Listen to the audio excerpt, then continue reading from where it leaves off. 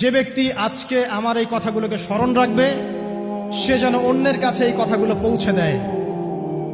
হতে পারে যার কাছে পৌঁছে দেওয়া হচ্ছে সেই এই কথাগুলোকে বেশি সংরক্ষণ করতে পারবে। আল্লাহ পাক তার প্রতি রহম করুন যে আমার এই কথাগুলোকে অন্যের কাছে পৌঁছে দেবে।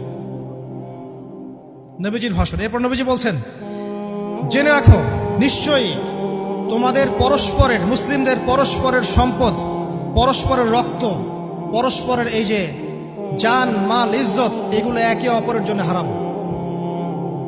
মুসলিমদের পরস্পরের রক্ত, পরস্পরের ইজ্জত সম্মান একে অপরের জন্য হারাম। এর হানি করা একে অপরের জন্য হারাম। ঠিক যেমন আজকের এই দিন হারাম, এই শহর হারাম, এই মাসও হারাম। নবী করিম সাল্লাল্লাহু আলাইহি ওয়াসাল্লাম বলছিলেন, জেনে রাখো তিনটা বিষয়ে যেন তোমাদের অন্তর কখনো খেয়ানত না করে।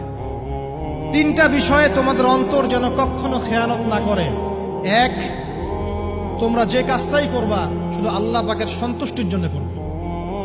তোমরা যে কাজই করবে শুধু আল্লাহর সন্তুষ্টির জন্য করবে। তোমাদের শাসক বর্গের কল্যাণ কামনা করবে। তোমাদের শাসক বর্গের কল্যাণ কামনা করবে। 3 নাম্বার, মুসলিমদের জামাতকে আঁকড়ে ধরে রাখবে।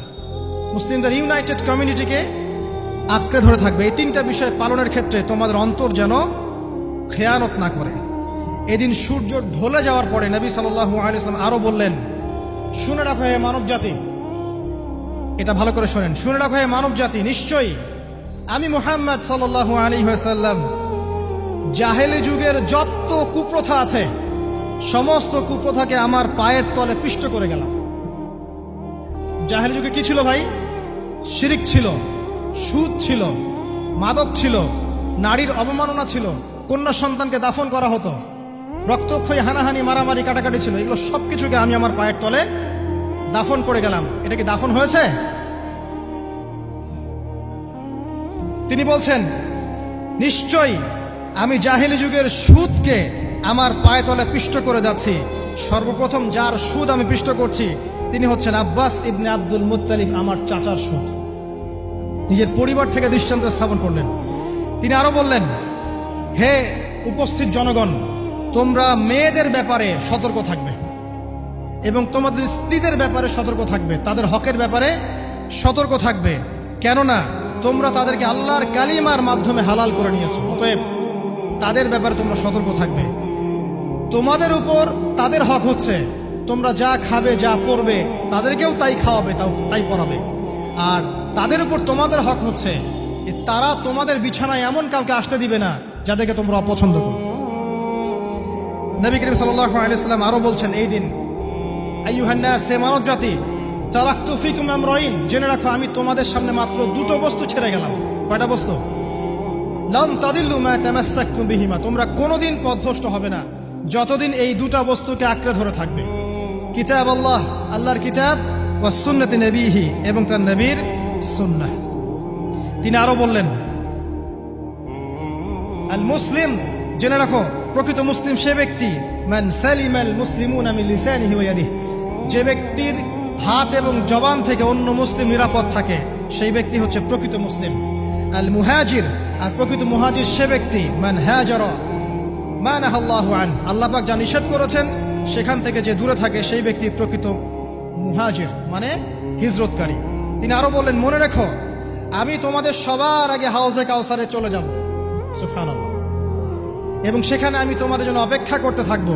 অতএব শোনেন, অতএব তোমরা আমার চেহারাকে কালিমালিপ্ত করো না, মানে আমার চেহারায় কালিমালিপ্ত করো না, আমার নাম নষ্ট করে দিও না। আমি তোমাদের সংখ্যাধিক্য দেখে আল্লাহর কাছে গর্ব করব, আমাকে তোমরা অপমানিত করো না। আজকে কি আমরা তার দায়িত্ব পালন করে উম্মাহ হতে পেরেছি? নবীজি বলেছেন, তা আমার চেহারাকে কালিমালিপ্ত করো না, সুবহানাল্লাহ। তিনি বলছেন, ওই সময় কিছু মানুষ থেকে আমি মুক্ত হয়ে যাব আর কিছু মানুষ আমার থেকে মুক্ত হয়ে যাবে। বলা হলো, কারা ইয়া রাসূলুল্লাহ? তিনি বলছেন, আল্লাহ পাককে আমি বলবো, ইন্নাহুম মিন্নি, হে আল্লাহ এরা আমার উম্মাহ, এরা আমার উম্মত, আমার সাহাবী। আল্লাহ পাক বলবেন, ইন্নাকা লা তাদরি মা আহদাসা বা'দাক, তুমি জানো না হে নবী, তোমার মৃত্যুর পর এই মানুষগুলো, পরবর্তী মানুষগুলো তোমার দিনের মধ্যে কত বেদাত সংযোজন করেছিল।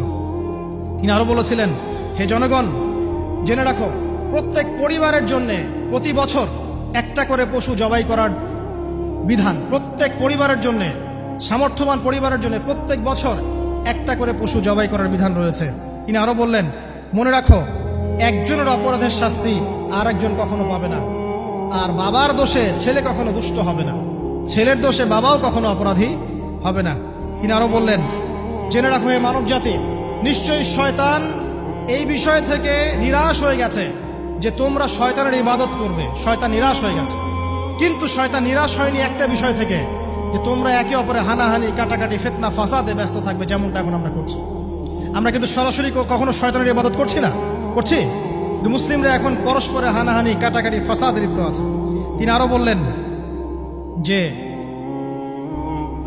একজন মুসলিমের জন্য হালাল নয় অন্য মুসলিমের সম্পদ আত্মসাৎ করা, যতক্ষণ না সে স্বেচ্ছায় খুশি মনে তোমাকে সম্পদ প্রদান করে।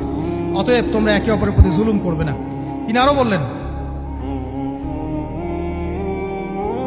সাবধান, আমার ইন্তেকালের পরে তোমরা একে অপরের গর্দান উড়িয়ে কাফের হয়ে যেও না। সাবধান, আমার ইন্তেকালের পর তোমরা একে অপরের গর্দান উড়িয়ে কাফের হয়ে যেও না। তিনি আরো বলেছেন, একজন মুসলিম আরেকজন মুসলিমকে গালি দিতে পারে না।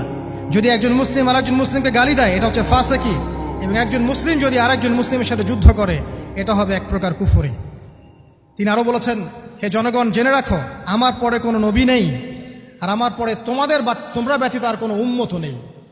এর চেয়ে স্পষ্ট কথা হতে পারে? আমার পরে কোনো নবী নেই, আর আমার পরে তোমরা ছাড়া কোনো উম্মত নেই।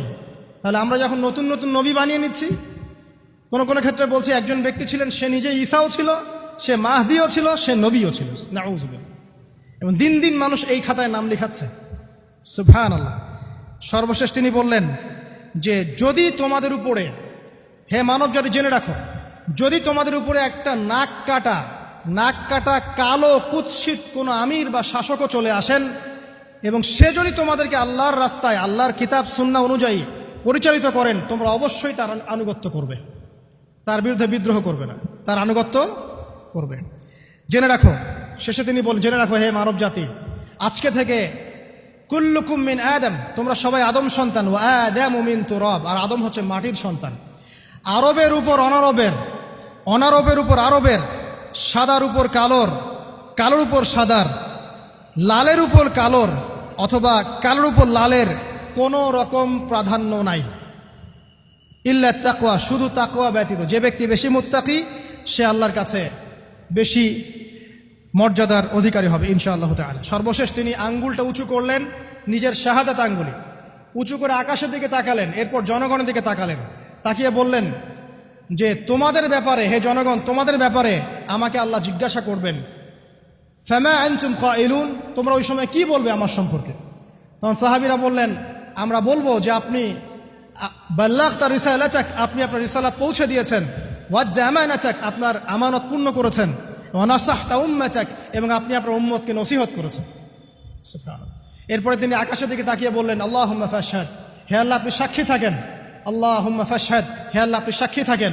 আল্লাহুম্মা ফাশহাদ, হে আল্লাহ আপনি সাক্ষী থাকেন যে আমি আমার দায়িত্ব পৌঁছে দিয়েছি। এরপরে নাজিল হলো, আল ইয়াউমা আকমালতু লাকুম দীনাকুম ওয়া আতমামতু আলাইকুম নি'মাতি ওয়া রাদিতু লাকুমুল ইসলামা দীনান।